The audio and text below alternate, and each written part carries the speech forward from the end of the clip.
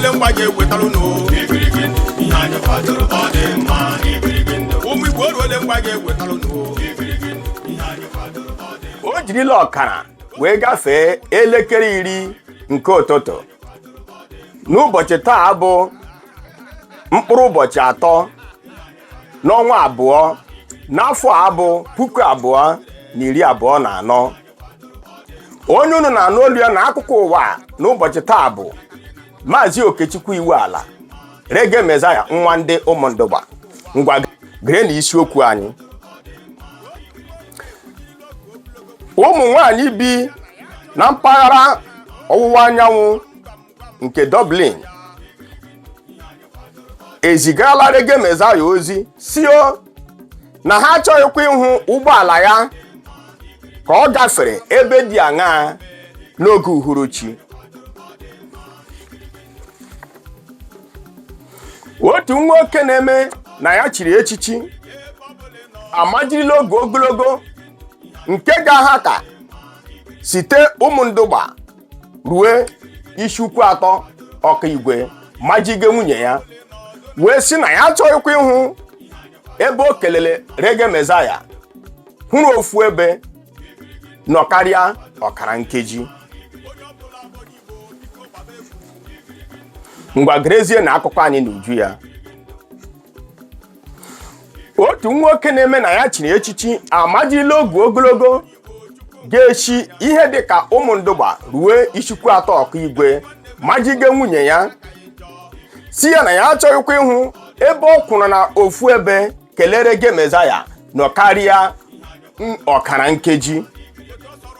Oge onye nta akụkọ anyị na-ajụ ya ajụjụ ọnụ, ọ sị na iwe ya bụ na Reggae Messiah bịara chọpụta na ya na-eme ya maramara n'ihu kọmpụta n'azụ wee wuo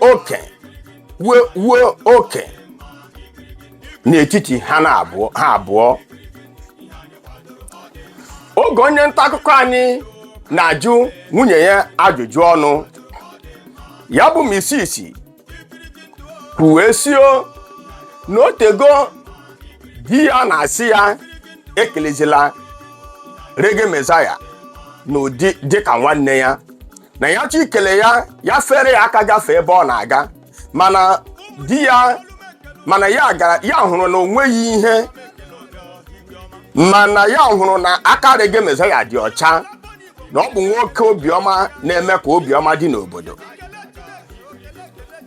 Mana nke tụziri ya n'anya ya jiri anọzi ihe dịka ihe ndị oyibo na-akpọ 3 kilomita efere Reggae Messiah aka tata bụ na di ya sị n'ụbọchị ọbụla ya hụrụ na o kelere Reggae Messiah hụrụ efu ebe ruo ọkara nkeji, na ya ga-agwa ndị ụlọ na o nwere ihe jikọrọ ha abụọ. Nwata nwaanyị ya dịka nwaanyị azụrụ azụ, nwaanyị si na ezinụlọ dị mma wee pụta, nwaanyị ṅụjuru mmiri ara afọ, mana o nwere ihe na-adịghị dị mma ịnụ na ntị, ma ya fọzikwe ma o mere eme ma o meghị. Ya meziri ọ na-eji ọhụzie nwanne ya nwoke Reggae Messiah ọ nọrọzie ihe dịka kilomita 4 maọbụ 5 na-efere ya aka.